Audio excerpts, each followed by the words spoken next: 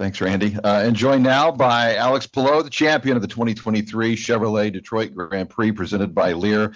Alex, of course, in the number 10 Ridgeline Lubricants, Chip Ganassi Racing Honda, led 74 of the 100 laps to pick up his second win this season, sixth of his career, third podium here of 2023, and most notably, amongst all that, 2/3 of the way to the People Ready Force for Good $1 million bonus challenge. So nice. You got the road course, you got a street course, and now your next opportunity would be at on the Oval at Iowa Speedway, July 22nd and 23rd. So could be adding up to a great season. Of course, you still lead the overall NTT IndyCar Series point standings as well. Tell us how you did it. It was a busy race, honestly, but we had a really fast car. We were really good on the first 10. I think we did the right strategy of just pushing. We knew the tire deck was going to be high, and I think it was going to be high anyway if we were managing or not. So I think we got a gap that gave us the opportunity to fight with Will. That did a tremendous job, and at the end it was too busy for me. I wanted to be more calm end of the race, but honestly, it was a great day for us, for the number 10 Ridgeline car. Couldn't be prouder of the work we did. My first win on a street course, first win with a Ridgeline Lubricants car, so we'll keep it going. Big weekend for you, certainly. All right, we'll begin with questions in person. I know there's some online as well, so stand by for that.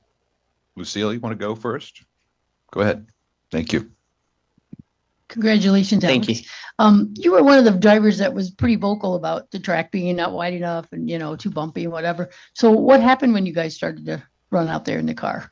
Well, I mean, I was on a positive note. I was giving comments because honestly, it was tight, and we saw that. But it was a really fun race. It was a lot better than I expected. We had a lot more grip today than what we did. I think the track evolved a lot during the weekend.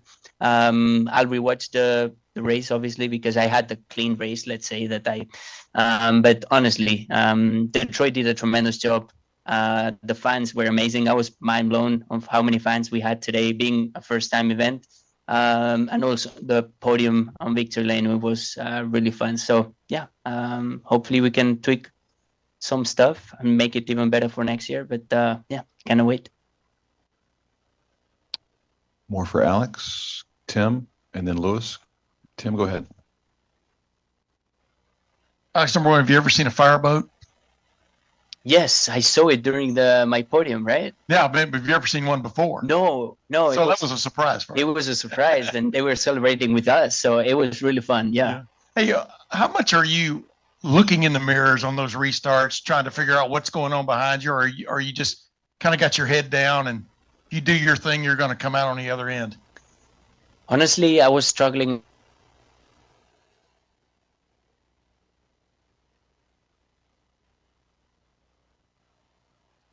And watching the mirror, but there was not much I could do either. What was going on? But I would say that I got a bit lucky on our restarts, that I could get a gap of like a second, then he would close a little bit, and then my tires would be up to temperature again by turn 3 again. So it was busy at the end. Yeah, and I asked you yesterday about the role you're on here, with the GMR Grand Prix and getting the pole at Indy, and you know what happened at Indy, right? Yeah. But then the pole here and the win. I mean, is it pitch yourself time, or is it just like, does it feel y'all are on a roll? Yeah, I mean, we are for sure. We got the pole. We got the win at the GMR, we got the pole at Indy, got the pole here and the win here. So obviously we're in a roll. As I said, we'll try and keep the wave rolling as if we can, because it's a great moment for us, and we know this is not going to get until the end of the season. So we'll try and get advantage of that. The next couple of races are really good for us, and we'll try and, as I said, keep it going. Steve, Lewis, and then Chris. Even going back to Laguna last year, have you had a string of races like this where it's gone well pretty much every race? Well, yeah, I mean, we didn't really have a really good start of the season this year. I think we could have done a little bit better. Like, our car was better than what we finished, but Yeah, but they could have been. But no, honestly, we had a great, I don't know, 7 races if we count Laguna. They've been amazing. I had fast cars every weekend, so yeah, couldn't ask for more now. Lewis, go ahead. Yeah, Alex, no driver likes to finish second when a win is close, but Will Power seemed pretty happy. Can you describe, your experience racing with Will? Because he seems to be a master of street racing. Yeah, he was really fast. He did a really good job on getting through the field on the first stint, and then also when he overtook me, I had the gearbox issue that we solved it really, really quickly. But yeah, he was tough to beat. But yeah, I mean, he's done a really good job. Obviously, he has a great team around as well, and he was a headache on the last 2-3 restarts where he was getting super close, and he was very aggressive. Obviously, like he had to be. But yeah, it's always good racing with him. Chris and Nate. Two real quick. First, while every win is sweet, is there any additional sweetness about this race, given that this is a Chevy race, this is in Chevy's backyard, and you're driving a Honda and you got them in their own backyard here? Yeah, but I mean, it's super special, but it's more special because it's my first street course win. I've been fast. We've been there. We've been on the podium many times on a street course, but I didn't really had a win, and today we got it. So yeah, having a Honda car, all the power that we had, the fuel mileage that they gave us for this weekend, obviously makes it extra sweet. On the lighter side of things, do you already have someone figuring out where you're going to get chicken tonight, or no? Well, I have a flight tonight, so I don't know. Maybe on the plane, but or at the airport, whatever. But we'll find something for sure, 100%. Nate.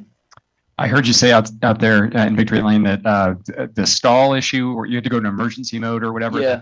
that was your fault. Can you kind of explain that? Well, it was because I was trying to work. I think I haven't spoken to the team yet, but I was trying to warm up the rear tires, obviously, and upshifted onto second when we were wheel spinning. That got into like a false second or first. It got stuck in first, and then it got stuck in. I couldn't really shift. And before they told me, because I was already heading to turn 2, I switched to emergency mode because that's the only way to take all the issues out, let's say. And it went well, but you lose a lot of performance upshifting and that's why Will got us until exit of turn 3. I got it back to normal, and then it was all right. So it was a team. It was not something from Honda or the team. It was a driver issue that we had. Yeah. Was that the most nervous moment you had, or was getting through the last few restarts difficult? Well, that was really a panic mode because I didn't really know what to do. I didn't know if it was going to work or not. Because if you get stuck in one gear, you're done. So that was pretty busy moment. The last one for me. Chip's been saying since St. Pete that if you want to come back, he wants you. There's a lot of speculation about the future. Is this team doing enough to bring you back? I mean, 2 wins and a big lead in the points. I mean, absolutely. We're doing great. So, yeah, with the experience that obviously I had put myself into last year, I'm not gonna comment anything before I announce directly. So I learned that from last year, but obviously, yeah, I mean, we as I said, we had great race cars every weekend. We had chances to win every weekend. So yeah, we'll keep it going. Nathan, go ahead. Oh, we don't have a mic. There we go. Thank you. Alex, I know you said earlier this track raced better than you expected. In what way, or what about the track, or just how the race transpired went differently than you maybe had in your head going into today's race? Well, I think we had more grip than I expected. The track kept evolving with our sessions and with other series like Indy Next and Trans Am cars. Like you could see the driving lane, it was black, all full of rubber. So that allowed for some more overtaking. Like I was able to pass some cars that were a lap down or or on the back. I was able to pass Will. He was able to pass me as well. And he was able to pass Rossi as well. So I thought that there was going to be 0 passes, honestly, without the crash. So yeah, it was better than I expected. Obviously, we had quite a lot of yellows, but everywhere you go, if there's a street course, you're going to have a lot of drama. A couple of drivers have said post-race that they felt like one thing that stood out that could maybe be improved for year 2 was doing some sort of a repave on that back stretch that might lead to just even some more passing, during it, not just like in a dive down to turn 3, because you guys didn't feel like there's just really more than one racing line there. What do you feel like that would do for the racing if that was done heading into year 2?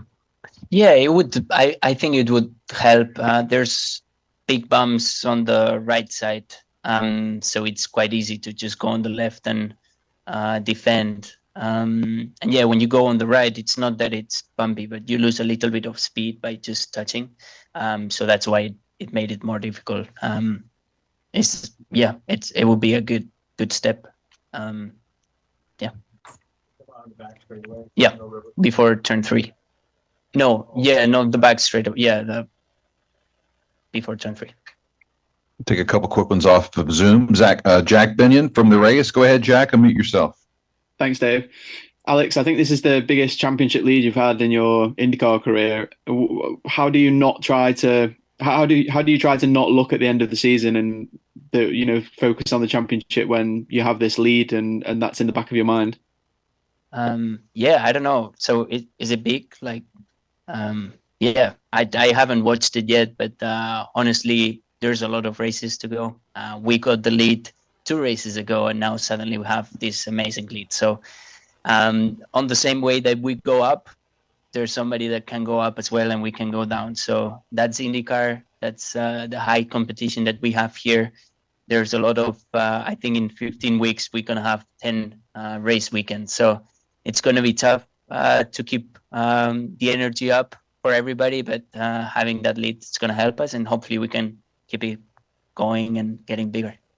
Do you feel like there's one driver who is kind of your lead kind of rival at the moment? Is there someone who really stands out to you in the pack at the moment who you're kind of not scared of, but who you're looking at thinking that they could be a threat come to the end of the year?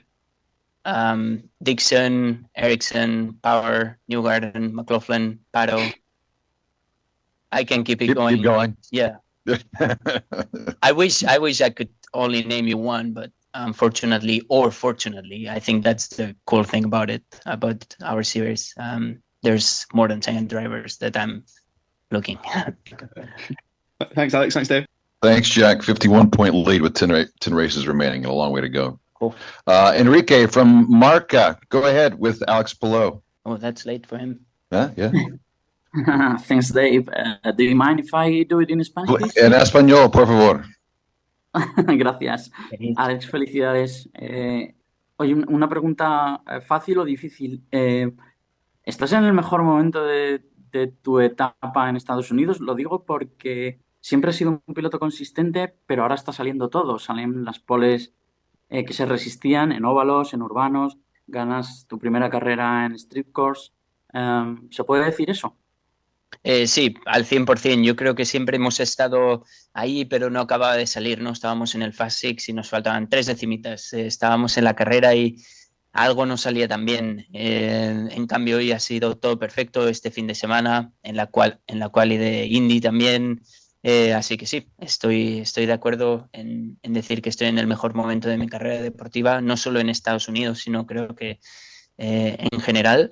Y ojalá que no pare aquí, ¿no? Ojalá que no sea solo el mejor momento, sino que sea el inicio del mejor momento. Muchas gracias y que siga la racha. Suerte. Gracias a ti. No. Thanks, Dave. All right. Gracias, Enrique. Any other follow-ups for Alex? Going once, going twice. Congratulations, champ. Thank you. See you in a couple guys. weeks at Road America. Oh, yeah.